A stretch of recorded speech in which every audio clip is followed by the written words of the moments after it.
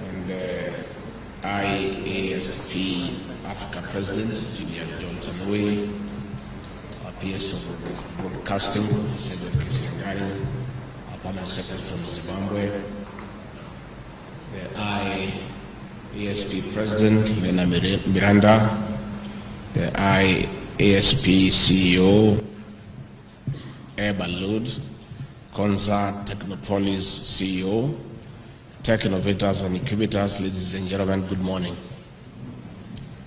I extend a warm welcome to you to Nairobi, Kenya, the Silicon Savannah of Africa and the world. Karibuni sana to Nairobi, which was voted the best city to visit in 2024 by Lonely Planet. It is at the heart of a country that is on the cusp of a digital evolution. I'm here to represent President William Ruto, who is out of the country attending the United Nations General Assembly. I bring warm greetings from our President.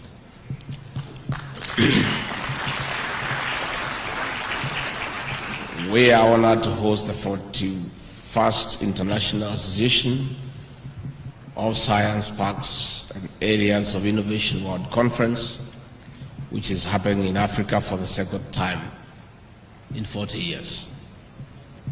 On behalf of President William Ruto, the government of Kenya, and the people of this great country, we thank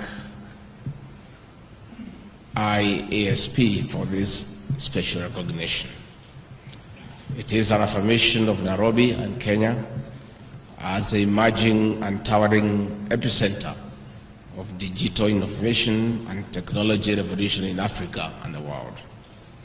It is even more exciting that the conference's theme, demographics, entrepreneurship and technology, defining the frontiers of future economies, underscore the government of Kenya's strategic focus of adopting and integrating ICT to power and drive sustainable socio-economic transformation. This is as envisioned in our development blueprint of Vision 2030, which also aligns with Agenda 2030 of the United Nations and Agenda 2063 of the African Union, which provide a roadmap to inclusive, sustainable prosperity of communities. Distinguished guests, ladies and gentlemen, this conference also happens when our administration is implementing robust projects and programs to spark and spur development. Our government has tasked the Ministry of ICT and Digital Economy to lead in installation of 100,000 kilometers fiber optic cable across Kenya, as we also set up digital hubs in the 1,400 wards across the country. These hubs are providing vital access to digital platforms and job opportunities for our young people, whether in urban or rural settings. In just 2 years, nearly 20,000 Kenyan youths have engaged as digital workers, contributing to enterprises across Asia, America, and Europe.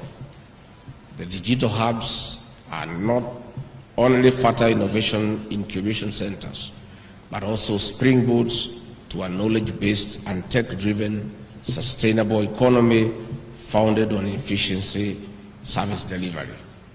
Indeed, Kenya has identified and embraced technology. Our eCitizen platform now offers a wide range of citizen services, from birth and marriage registration to more complex administrative processes to our people and visitors from across the globe. This is one of the reasons we are meeting here to explore and exchange knowledge and best practices for shared growth and development across the globe. We are therefore synchronizing and solidifying our approach to breaking barriers and usher in a new era of innovation in various sectors of our economy. In this conference, we are laying a foundation of refining and redefining transformative frontiers to support sustainable economies. For instance, Kenya has identified manufacturing and industrial revolution as one of the pathways to development under the bottom-up economic transformation agenda. This is similar to our sister nations across Africa and other developing regions. Agripreneurship is the basis of manufacturing. This requires technology for all year-round production as we transform farming from a subsistence to a high-return source of livelihoods for families. As such, we have to invest in our tech-savvy youth in climate resilience to buttress sustainable agriculture. This will feed into smart manufacturing, which promotes and preserves the environment. Distinguished guests, ladies and gentlemen, it is against this background that Kenya continues to invest and fast-track development of the Konza Technopolis.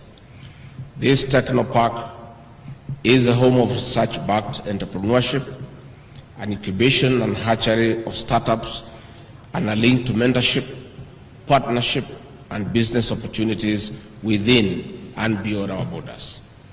This is important because technology is unlimited. It transcends borders, offering business opportunities in solutions to global issues, and in return, providing a framework of linking local business enterprises to the global economy besides digital jobs. That is why Kenya is committed to unlocking digital opportunities for our citizens. I wish to express our profound appreciation to the International Association of Science Parks and Areas of Innovation for its crucial role in spurring the growth of science parks and innovation hubs worldwide. Your efforts have been instrumental in nurturing ecosystems that foster creativity, collaboration, and advancement in technology. This is through providing a direct link between learning institutions and the pool of industry experts in these exclusive knowledge exchange fountains. Our higher learning institutions, like the University of Nairobi Science and Technology Park, are generating knowledge and potent research-based innovations which will benefit from science parks in linkage to industrial application. This is important for our country and other developing nations as we focus on the youth in the growth of micro, small and medium enterprises and other sectors.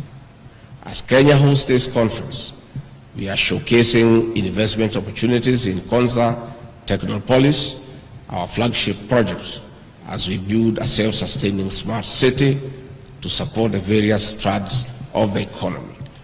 Such smart cities must set the pace in propagating an enabling environment that allows for the converting imagination into innovations in line with the demands of time. Tech-leading countries globally are reaping from infusing artificial intelligence into agriculture, health, trade, manufacturing, tourism, education, among other critical sectors of the economy. Kenya and Africa cannot prosper by consuming imported technology and innovation only.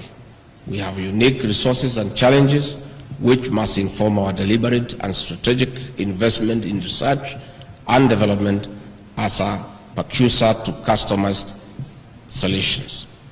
With artificial intelligence estimated to contributing $15.7 trillion to the global economy by the year 2030, Kenya and Africa must have a bite of the benefit of this technology. It is an even playground in innovation. Nothing stops us from exporting our excess technology to the world. Distinguished guests, ladies and gentlemen, in technology and innovation lies immense potential of transforming the lives and livelihoods of our people in Africa.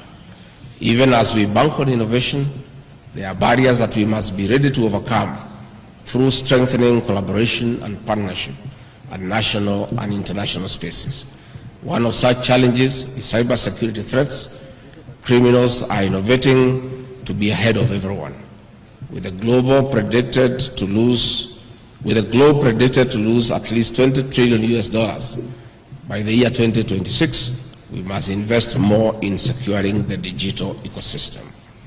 This calls for harmonization of laws, policies, and regulations to ensure stricter and prohibitive penalties against national, international, and transnational cybercrimes.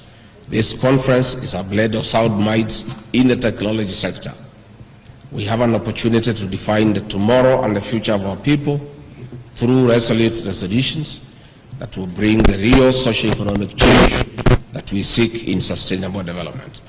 On this note, distinguished guests,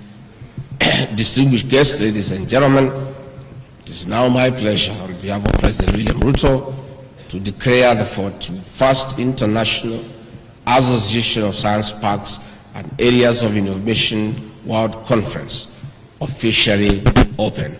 Asanteni sana.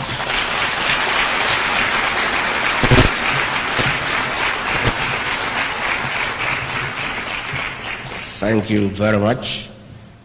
I want once more to welcome you to the city of Nairobi. And as the CEO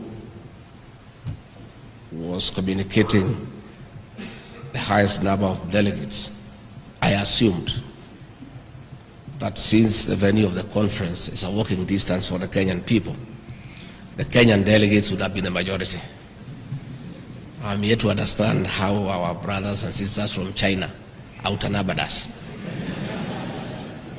I think, PS, you need to see me behind the tent to do some explanation. On a lighter note, let me take this opportunity to digress and for 2 minutes take this opportunity to market our tourism to the international delegates present here. Please, don't leave this country before taking a trip to the Masai Mara, the 8th wonder of the world, to enjoy the abundance of our wildlife. The lion, the cheetah, the elephant, the buffalo, the rhino. How can you possibly go back to your country before going to see those animals? Please, I beg you. Number 2, take a chance to fly to Mombasa. We have beautiful coastal beaches with white sand, and there is a lot of sunbathing. Don't just go back to Europe and to America and to Asia. Our cultural heritage is the best in the world. You must get a chance to interact with the Masai Marans and enjoy their beautiful dances. And those Masais, they kill lions with their bare hands. You need to see them. And finally, as you came here from the various destinations across the world, you carried some money in foreign currency, either with a Visa card or in cash. Please don't go back with that money.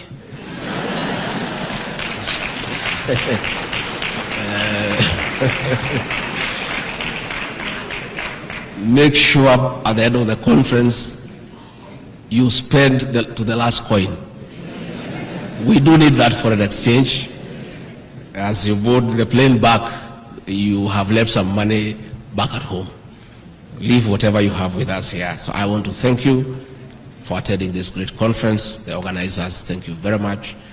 I'm sure you will have very fruitful discussion, and we are honored as a country to have hosted this great conference. And I want to thank the organizers, the participants, and each and every one of you for your time, for your commitment, and for the very, very robust discussion that you have been having and continue to have. Thank you very much. Have a good day.